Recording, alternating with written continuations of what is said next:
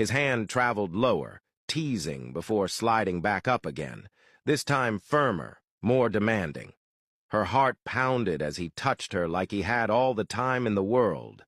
Then suddenly, his hand moved up to her neck, wrapping around it with just enough pressure to hold her still. Tilting her head back, he kissed her roughly, lips crashing against hers. It wasn't soft or gentle. It was hungry, desperate, like he wanted to own her completely. She whimpered against his mouth, her innocence showing in the way she trembled. But he only pulled her closer. The kiss grew hotter, deeper.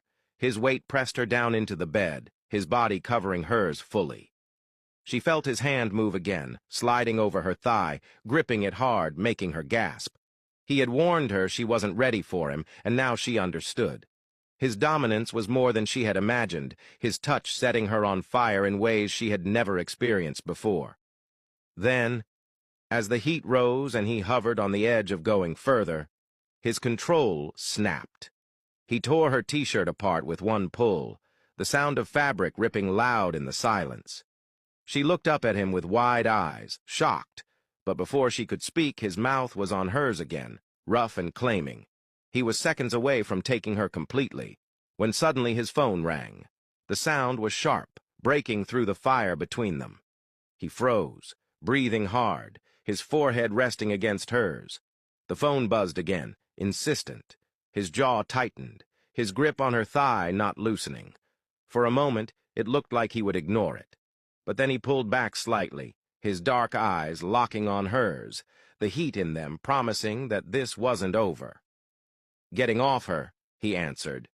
It was Master Shen, telling him he was by his door. Liwei stated he would be there in a minute, stood up, grabbed his t-shirt, and walked out, leaving Amara laying there, her whole body trembling. She wondered what exactly she had started. The way he had been, how hungry he had turned in that moment, left her rooted to one spot, questioning if she had made the right decision in telling him she was ready for everything he had to bring and unleash.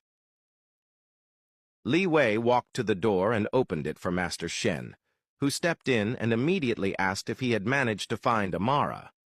Liwei looked at him and stated that he had found her, that May and James had played their tricks again by trying to kidnap her, but he had saved her in time.